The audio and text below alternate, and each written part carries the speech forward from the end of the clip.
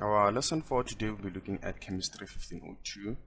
The topic for today will be looking at Introduction of Aldehydes. This is lesson 101. Let us start. Aldehydes are another type of functional groups. So far, we know alkanes, alkenes, and alkynes. We've also talked about ketones. We've talked about alcohols. So if it happened that you did not watch those lesson videos, just make sure you watch them. We also have carboxylic acids, we have esters, we have amines, so just make sure that you watch those lessons also. So in this lesson video, we are just going to be focusing on another type of functional group, which is aldehydes. You should know that aldehydes are organic compounds that contains a carbonyl group with at least one hydrogen atom attached to it. We know very well that once we talk about a carbonyl group, we are talking about a carbon having a double bond with oxygen. So we have two types of organic compounds which are carbonyl, which contains carbonyl group, which are ketones and aldehydes. So in this lesson video, we're just going to talk more of aldehydes, and then there is a lesson video based on ketones.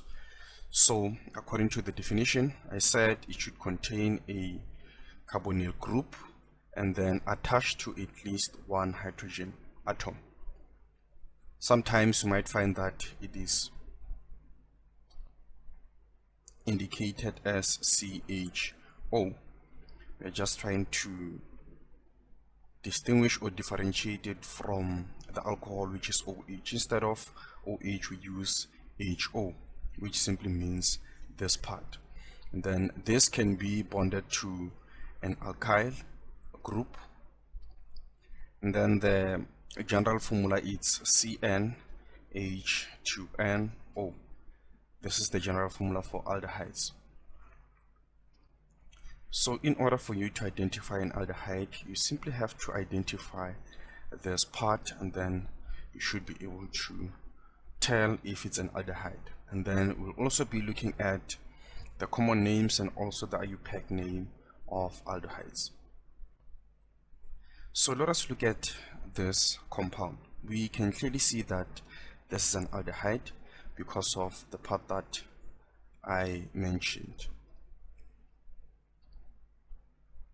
So how many carbons do we have, including the one that has a double bond with oxygen? We only have one carbon. So we know very well that when we have one carbon, we use meth. But to make this simple, let us say it's methane. And then the ending name for aldehydes is Al.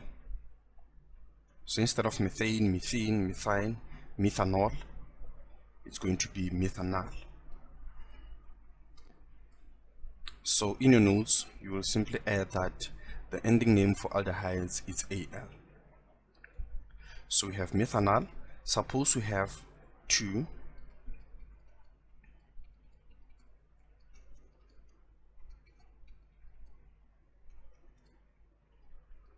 And remember that carbon is a tetravalent element, so make sure that it bonds 4 times.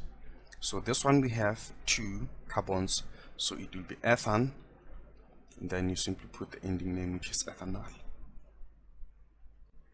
Same goes to carbon, an organic compound which has 3 carbons.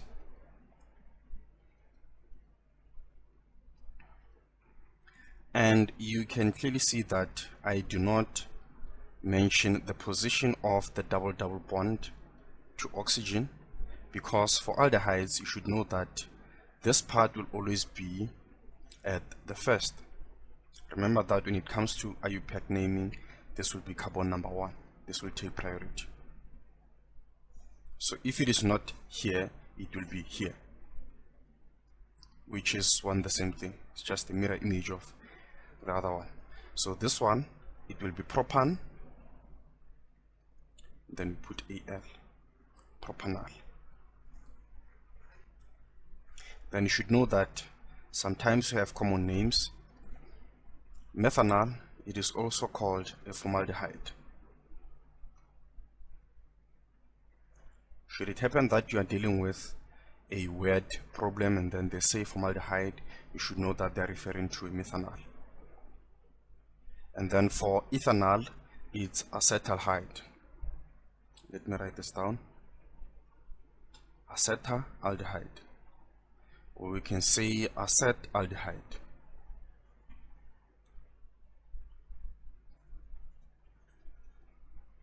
This is for ethanol. And then for propanol, this will just be the name. And then looking at the condensed formula, we have CH3, which is this, CH2, and then we have CHO. Remember, we cannot say COH because it will be like it's an alcohol. If you put OH here, you will think this is a hydroxy group, but we are dealing with a carbonyl group. Let us look at more examples. Suppose we have,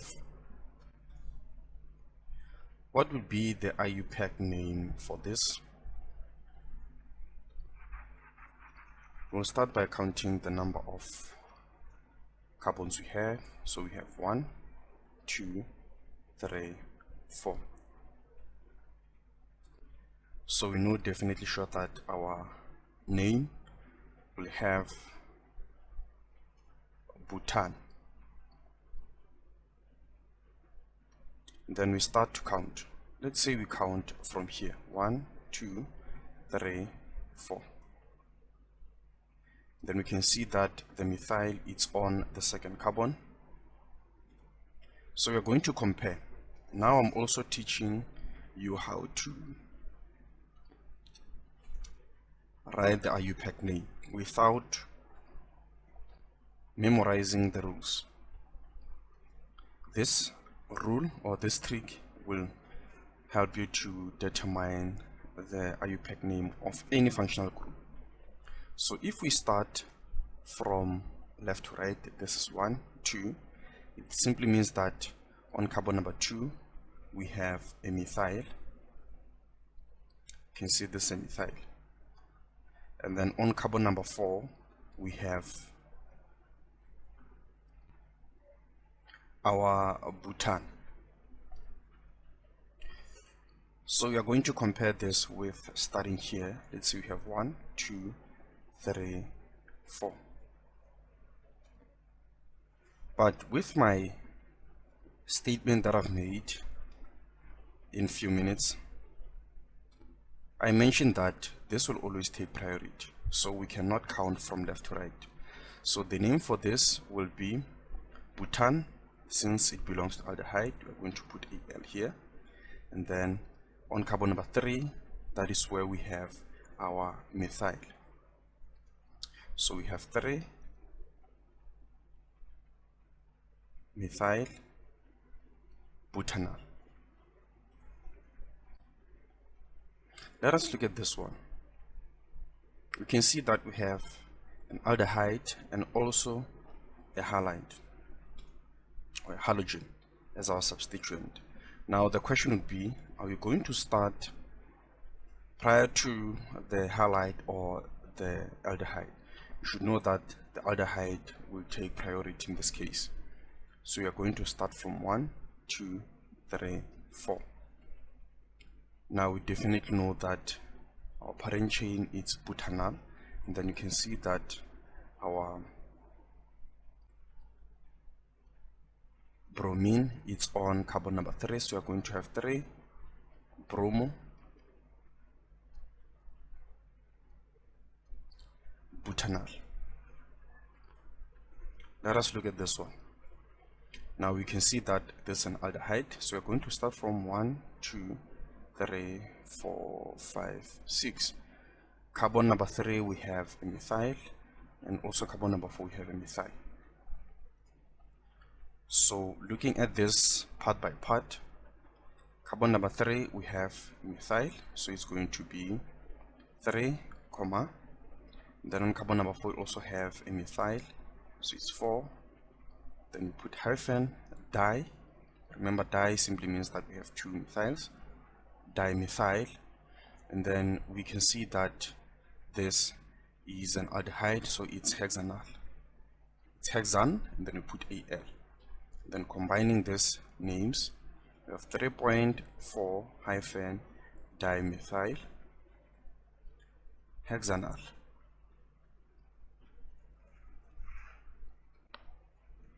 Let us look at this example. In this case, we can still say this is an aldehyde because of this part here. Then it will be 1, 2, 3, 4, 5, 6. Now on carbon number 3 we can see that we have chlorine. On carbon number 4 we have a methyl. Carbon number 5 we also have another methyl. So breaking this into parts, we know that we have parent chain as, let us start with our methyls. Carbon number 3 we have chloro as one of our substituent. Then carbon number 4 we have methyl, and also carbon number 5 we have a methyl, so we are going to say dimethyl. Then we know that this is an aldehyde, so we have 6 carbons, so we have hexan Al. So we have to write this alphabetical order. We are going to start with this, followed by this, and then we are going to end with this. So we have 3 chloro. Remember that between numbers and letters there should be a hyphen. Dimethyl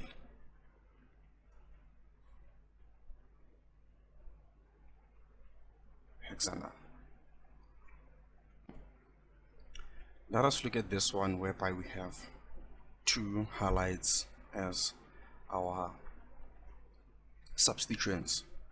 So this will be carbon number 1, 2, 3, 4, 5, 6, 7, 8. Carbon number 4 we have our bromine.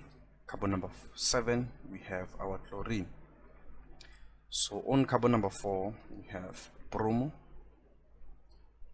Carbon number 7 we have chloro, and then we have 8 carbons as our parent chain, so we have octan. Then we put Al. Alphabetically B becomes before C, so we have 4 hyphen bromo hyphen 7 hyphen chloro octanol.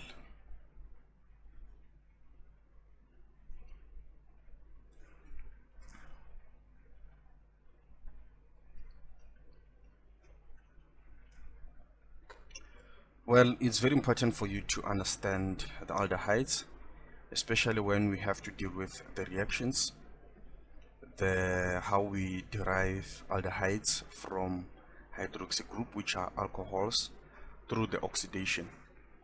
So just make sure you watch all the lesson videos and understand, especially the 3, the ketones, the carboxylic acids, and the aldehyde, so that you understand their derivative.